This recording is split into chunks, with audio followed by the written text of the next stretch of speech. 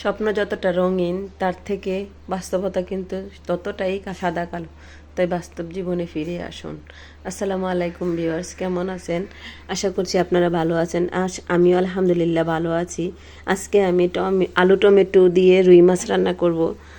এই জন্য রেসিপিটা আপনাদের কাছে নিয়ে আসলাম, কারণ আমার কাছে খুবই ভালো ভালো লাগে আর আমার মেয়েদের কাছেও খুব ভালো লাগে আলু টমেটোর ঝোল।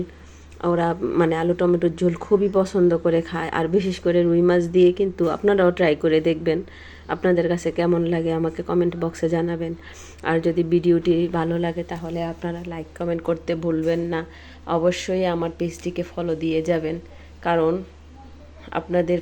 আপনাদের সাপোর্ট ছাড়া তো কোনো কিছুই সম্ভব না।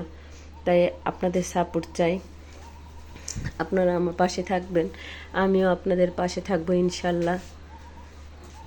দেখুন, অবশেষে আমি ধনেপাতা দিয়ে দিলাম, আর ফাইনাল লুকটা হলো তরকারির এই যে।